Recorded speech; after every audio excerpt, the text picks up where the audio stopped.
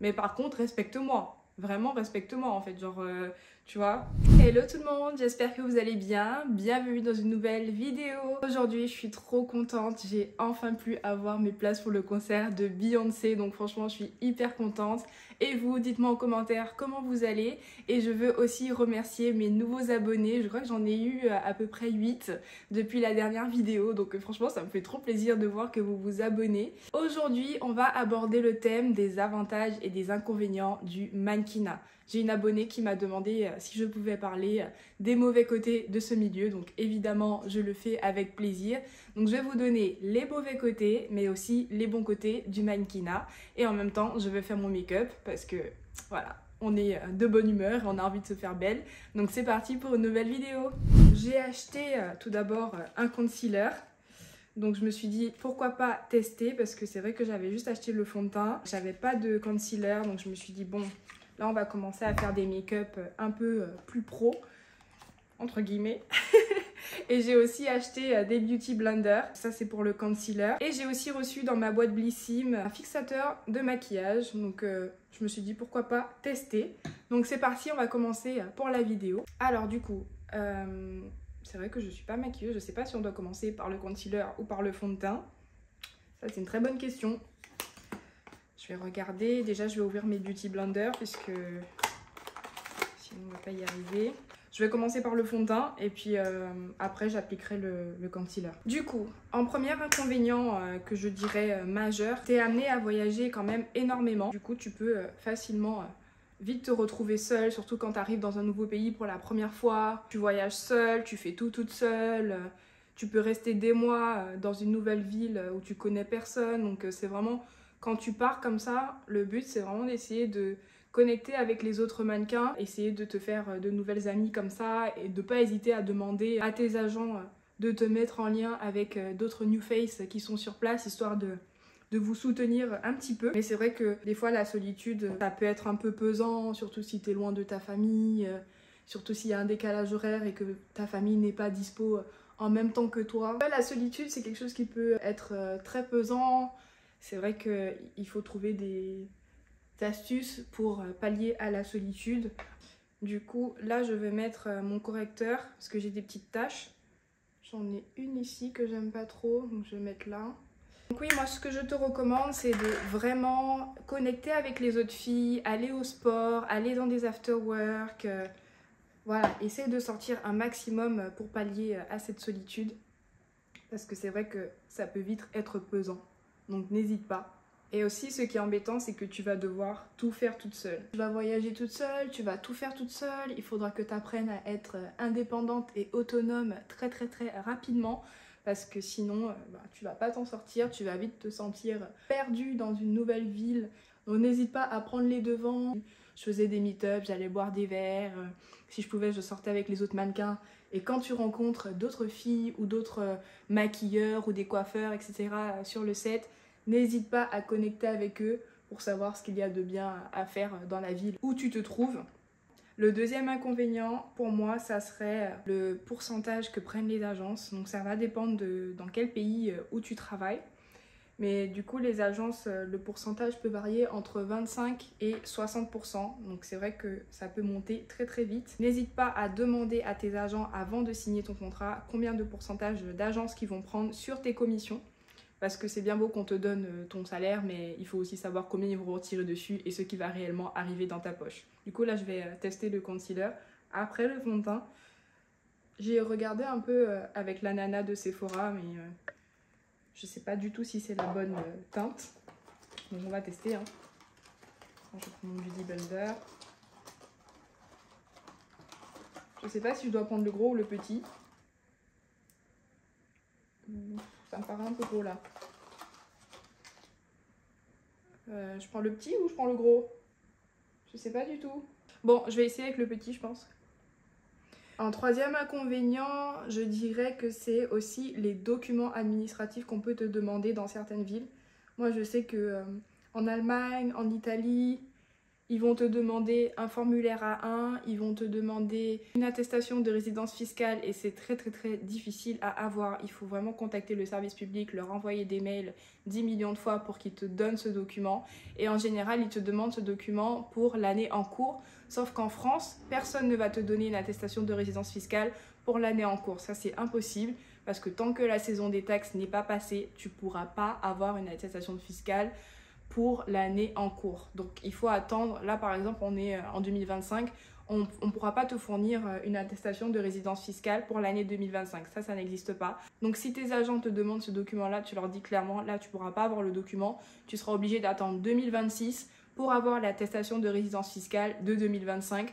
Donc n'hésite pas à leur faire savoir, parce que des fois ils disent oui les filles nous ont envoyé et tout, je dis mais moi franchement des fois je ne comprends pas comment ils arrivent à avoir des filles qui leur envoient des documents pour l'année en cours, alors que moi j'ai toujours des retours des gens qui travaillent au service public qui me disent que ce n'est pas possible parce qu'on n'a pas encore fait nos déclarations d'impôts et du coup on ne peut pas certifier que tu étais vraiment en France en 2025. Enfin, là on n'est qu'en février, l'année n'est pas terminée, donc clairement je comprends qu'ils ne puissent pas attester que tu as résidé en France toute l'année.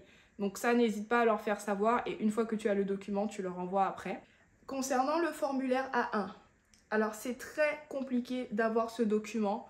Si on te demande ce document, je pense qu'il faut que tu demandes à ta comptable, la comptable de ton agence de t'aider à demander ce document. Avant, c'était la CPAM qui s'en occupait, maintenant c'est l'URSSAF. Et c'est vrai que c'est compliqué à avoir parce que nous, on n'a pas le statut d'auto-entrepreneur. Donc demander ce document-là quand on n'a pas ce statut d'auto-entrepreneur, c'est extrêmement compliqué. Donc n'hésite pas à demander de l'aide de la part de la comptable qui travaille dans ton agence pour qu'elle fasse la demande. Et surtout n'hésite pas à harceler l'URSSAF, à les appeler, à leur envoyer des mails pour savoir comment ça avance. Mais c'est vrai que moi, le formulaire A1, en général, je mets entre 6 et 9 mois, peut-être plus, à l'avoir parce que c'est extrêmement compliqué à avoir comme document. Donc voilà, ça c'est vraiment un inconvénient mais majeur. Et ce qui fait que tant que tu n'as pas ce document-là, tu pourras pas être payé en fait. Les agences, ils vont pas te payer tant que tu ne fournis pas les bons documents. Donc vraiment, c'est très compliqué. Moi, ça m'a vraiment dégoûté de certaines villes en fait. Je sais qu'à Milan, par exemple, ils aiment beaucoup demander le formulaire A1. Et moi, du coup, j'aime plus trop aller travailler là-bas parce que c'est plus possible en fait. On va travailler, c'est pour gagner notre vie, c'est pas pour que notre salaire il soit bloqué parce que tu n'as pas reçu un document. Au bout d'un moment, stop. Donc voilà. N'hésite pas à bien prendre ça en compte si jamais tu vas travailler en Italie. Ou sinon, ils vont te verser qu'une partie de ton salaire. Je crois qu'ils prennent 30% dessus, ce qui fait que tu as les frais d'agence qui sont de 30%. Et tu as les 30% parce que tu n'as pas donné le document. Donc ça fait moins 60% sur ton salaire. Donc ça fait mal au bout d'un moment. Donc réfléchis-y plusieurs fois avant de t'engager sur des shootings en Italie. Et surtout, n'hésite pas à demander dans toutes les villes où tu passes. Demande quels documents il faut fournir juste pour être sûr que ça ne va pas te bloquer sur tes paiements. Alors, je crois que le concealer, ça va. Je ne sais pas si vous voyez, mais j'ai l'impression que ça va plutôt bien. Voilà, je l'ai blendé comme ça. Alors, je sais pas si j'ai bien blendé, mais bon, je sais pas si on en met un peu sur la paupière. Là, je vais passer au sourcil avec le stylo Benefit. En quatrième inconvénient, je dirais, c'est les délais de paiement. Alors ça vaut surtout pour les pays hors France. Londres, Milan, Allemagne. En fait, tous les pays où tu vas passer à part la France, ils vont pas te payer le mois d'après. Donc ça aussi, c'est vraiment un gros inconvénient. Parce que du coup, quand tu travailles, il faudra attendre que le client il paye, ce qui peut prendre entre minimum 90 jours pour qu'il paye. Et tu as certains clients qui vont te payer 6 mois après ou 6-8 mois après. Enfin vraiment, ça dépend des clients. Ils payent un peu quand ils veulent, donc ça c'est un peu embêtant. Donc c'est vrai que quand tu commences dans le mannequinat et que tu n'as pas d'argent spécialement de côté, c'est soit tu vas vivre avec la pocket money que l'agence te donne. Alors, je sais pas si vous savez c'est quoi la pocket money, mais en gros quand tu arrives dans une ville, les agents ils vont te donner de l'argent de poche entre guillemets.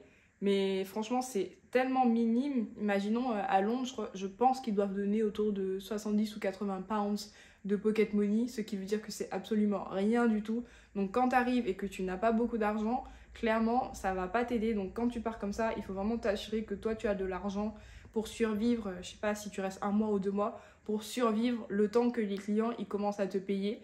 Parce que sinon, bah, tu es dans une galère et clairement, l'argent de l'agence, ça va pas du tout te servir vu que tu es dans une ville qui est hyper chère et ouais, ça va être compliqué en fait. On me demande aussi souvent combien tu gagnes par job. Alors ça, c'est la question qui revient souvent. Pour moi, c'est un inconvénient parce que c'est clairement une question que les gens se sentent à l'aise à poser. Une fois que tu dis que tu es mannequin, les gens ils vont tout de suite te demander « Ah ouais, combien tu gagnes sur un shoot ?» Et ça, je trouve ça tellement indiscret, tellement indélicat.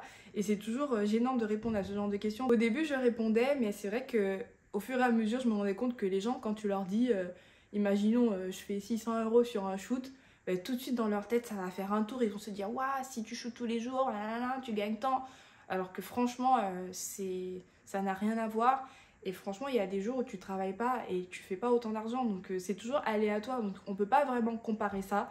Donc moi, si on te demande combien tu gagnes, je recommande de ne pas divulguer aux gens combien tu vas gagner sur un shooting, parce que clairement ça peut poser des problèmes et voilà, c'est un peu délicat. Et franchement, je pense pas que dans la rue, si tu croises quelqu'un qui te dit je suis médecin, tu vas lui demander ah bah combien un médecin gagne. Enfin vraiment, arrêtez de poser cette question aux mannequins, c'est hyper chiant quoi. En sixième inconvénient aussi, bah, c'est à peu près la même chose que le salaire. On te demande aussi souvent est-ce que les clients te donnent des vêtements, et ça, je pense vraiment qu'il faut qu'on arrête avec cette vision des mannequins qui ont une garde-robe ultra remplie parce que les clients doivent leur donner et tout. Au bout d'un moment, non, en fait, on ne nous donne pas de vêtements. C'est extrêmement rare qu'on te donne des vêtements sur un shoot ou qu'on te donne un cadeau sur un shoot. Arrêtez de nous poser cette question, c'est chiant en fait, c'est vraiment chiant. Là, je vais passer aux yeux. Je me mets un petit peu de rouge. Je sais pas si vous voyez. Je vais me mettre celui-là. Voilà, juste pour la bonne mine.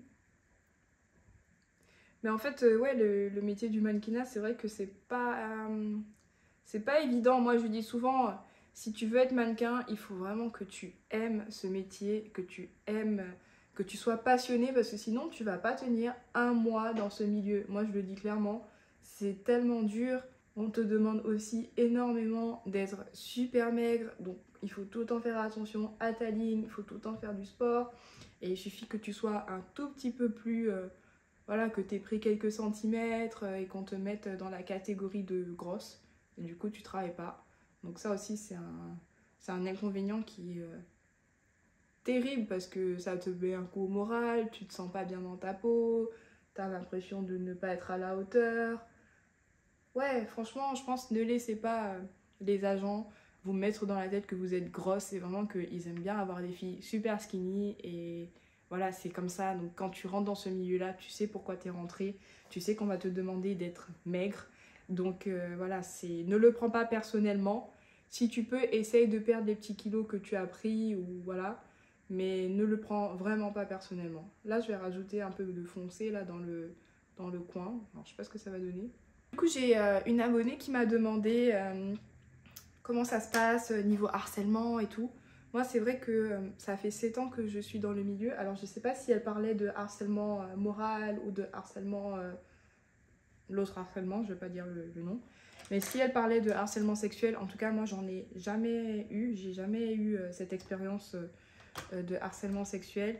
Mais c'est vrai que j'imagine que certaines filles, à certains niveaux, doivent peut-être subir ce type de harcèlement. En tout cas, ça m'étonnerait pas, puisque c'est vrai que, je sais pas, il y a des personnes qui voient notre métier comme waouh, c'est glamour, c'est beau. Et t'as d'autres personnes qui nous voient un peu comme des filles faciles, mais ils ont vraiment une mauvaise vision de nous, quoi. Donc c'est un peu dommage, parce que au final, c'est pas toutes les mannequins qui sont un peu folles, qui font la fête. Non, t'as des mannequins qui sont raisonnables, comme moi.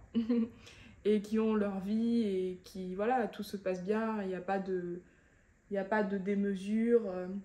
C'est vraiment à toi de garder ton intégrité et de ne pas te laisser embarquer dans le monde de la nuit, embarquer dans le monde des drogues, de l'alcool. Enfin, vraiment, essaye de rester un maximum saine, en fait, dans ta vie de tous les jours. Mange correctement, ne bois pas tous les jours. Enfin, ça, c'est des choses que je dirais à tout le monde. Mais vraiment, je pense que dans ce milieu-là, c'est facile de tomber dans des dérives et de tomber sur des mauvaises personnes. Donc vraiment, fais attention à toi, essaie de ne pas te mettre dans des situations cocasses. En tout cas, moi, ça va bientôt faire 8 ans que je suis mannequin et je n'ai jamais eu de harcèlement sexuel. Je sais pas si tu parlais de harcèlement sexuel pour l'abonné qui m'a demandé, mais j'ai jamais eu ce type de demande. Et je pense que si j'avais eu ce type de problème, tout de suite j'aurais dit à mon agent mère et je pense pas qu'il aurait pris la blague. Donc vraiment, si tu as un agent mère, n'hésite pas à lui dire si jamais il se passe quoi que ce soit sur un shooting, qu'un photographe a eu un propos déplacé ou il t'a touché de façon inappropriée. De toute façon, les photographes n'ont pas le droit de vous toucher. C'est que les stylistes, j'allais parler en anglais, c'est que les stylistes qui ont le droit de vous toucher, entre guillemets, pour arranger les vêtements, parce qu'évidemment, ils vont toujours faire les petites retouches sur les vêtements. Mais sinon, les photographes, voilà, ils n'ont pas le droit de vous toucher. Donc si jamais vous faites quoi que ce soit et qu'un photographe il fait quelque chose d'inapproprié, n'hésitez pas à avertir vos agents. Parce que là, voilà, on ne veut pas se retrouver dans des situations... non, ça ne le fait pas du tout. Non. Comme je dis, moi je ne suis pas une mannequin, je ne suis pas Bella Hadid. Donc je ne sais pas si Bella Hadid elle se retrouve dans des situations cocasses. Mais moi en tant que mannequin à mon niveau...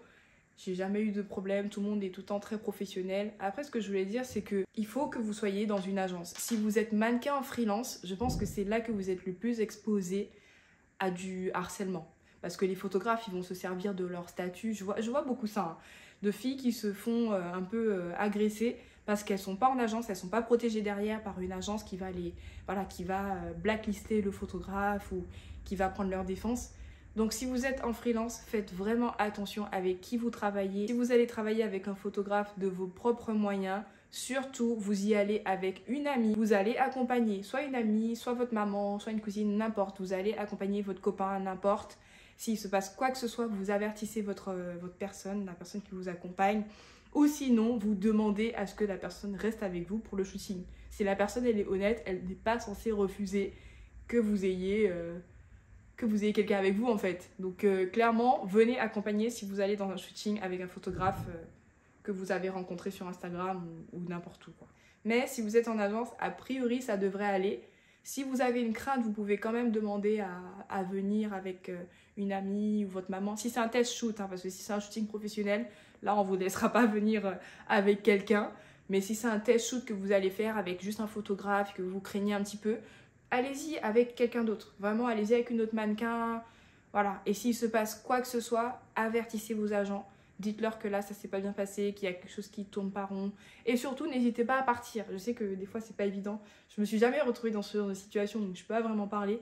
Mais si vous pouvez, essayez de vous échapper discrètement et de partir et de vous éloigner de cette personne. Voilà, j'ai fini mon eyeliner. Alors, concernant le harcèlement moral, je sais pas si tu parlais de harcèlement moral. Je pense que la seule chose que les agents pourront te demander effectivement, ça sera de maigrir. Et ça, c'est quelque chose qui peut un peu mettre la pression. Après, ça dépend avec qui tu travailles. Moi, je sais que mes agents, plusieurs fois dans ma carrière, ils m'ont demandé de maigrir parce que j'avais pris un peu de centimètres. J'étais partie en vacances, j'avais mangé un petit peu. Et évidemment, tu es humaine, donc évidemment que ton poids va fluctuer au fur et à mesure des mois et des années. Donc, pour moi, voilà, c'est un inconvénient également, mais en même temps, si tu veux être mannequin et c'est ce que tu veux faire, évidemment que tu feras le nécessaire pour être dans les clous, on va dire. Mais c'est vrai que ça aussi, ça peut mettre un peu la pression. Après, ça dépend avec qui tu travailles. Moi, je sais que j'ai déjà eu des agents qui me gueulent dessus, juste parce que j'ai pris quelques centimètres. Donc, des fois, c'est un peu désagréable, mais tu vois, c'est à toi de mettre le haut là et de dire, écoute, moi, je suis humaine, je veux bien perdre les kilos, mais par contre, tu me parles pas comme ça. Donc au bout d'un moment, c'est toi, tu mets le haut là. N'hésite pas parce qu'il y a certains agents qui sont tellement durs, n'hésite pas à leur montrer que non, en fait, tu vas pas te laisser faire, que c'est normal de maigrir et de grossir à certains moments de ta vie. Et donc tu vas faire le nécessaire pour perdre les kilos, mais par contre, respecte-moi. Vraiment, respecte-moi en fait. Genre, tu vois, tu mets bien le haut là et tu leur dis clairement, non, ça va pas se passer comme ça en fait. On n'est pas vos objets, on n'est pas des animaux, on se parle correctement. On se respecte et voilà, tant que tout sera clair, tout sera dans le respect, voilà, tout va bien se passer. Donc n'hésite pas à bien remettre les pendules à l'heure parce que déjà se faire traiter de grosse, c'est pas agréable. Si en plus on doit te gueuler dessus comme si t'étais une enfant, on va pas s'en sortir en fait. Donc non, ça je dis non. Je veux bien mais non en fait. Là je vais passer au mascara. Comme je vous ai dit tout à l'heure, pour moi le mannequinat c'est 80% d'inconvénients et 20% on va dire d'avantages. Du coup on va passer aux avantages puisqu'on va pas parler que des mauvais côtés, hein. Il y a aussi des bons côtés. Moi je sais que ce que j'aime beaucoup dans ce travail là c'est que tu voyages et j'adore voyager, j'adore découvrir de nouvelles villes. Oh j'ai les yeux qui pleurent. Ça c'est le mascara ça. Ok.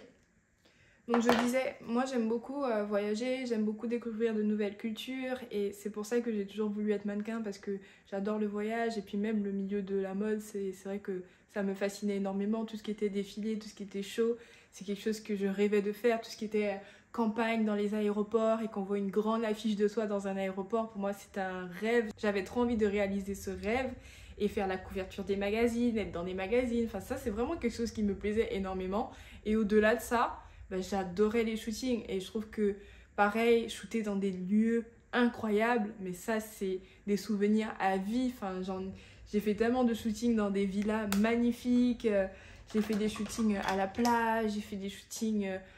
Où est-ce que j'ai fait des shootings? En fait, j'ai fait des shootings tellement partout et ça c'est vraiment des souvenirs à vie. Donc ça clairement, pour moi le mannequinat quand tu es jeune et que tu es libre de tes mouvements, c'est une super expérience parce que tu peux visiter tellement de villes, tu vois, les opportunités sont tellement énormes, c'est vraiment super bien quand t'es jeune. Tu sais pas où ça va t'emmener, on va t'emmener au Mexique, on va t'emmener en Afrique du Sud, on va t'emmener à Paris, après on va t'emmener à New York. Si tu aimes voyager, clairement, le mannequinat, ça c'est super. Moi c'est vraiment un avantage que j'aime beaucoup dans ce métier, c'est que voilà, à mon âge, je sais que j'ai déjà fait tellement de villes. C'est juste incroyable, quoi. C'est top. Mais ouais, pour moi, ça, c'est vraiment le voyage, le fait de shooter dans des lieux magnifiques. Tu fais de belles rencontres, tu rencontres des gens super sympas, les maquilleuses, les coiffeurs, les photographes. Tu peux tisser des liens d'amitié avec des gens qui sont juste incroyables. Donc oui, clairement, ça, c'est un avantage qui est top. Là, je pense que je vais passer au gloss. Je vais mettre celui-là, je pense. Il est assez simple. L'avantage aussi, je dirais que quand on te donne un cadeau, quand une marque t'offre quelque chose, bah ça aussi c'est super. Après, je dis pas que ça arrive tous les jours. Moi, en 8 ans de carrière, je pense que j'ai dû avoir des cadeaux, bon, allez, peut-être 10 fois.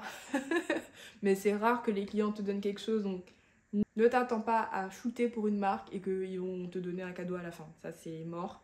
C'est vraiment hyper rare. J'ai des clients, j'ai travaillé avec eux pendant des années et ils m'ont jamais rien donné.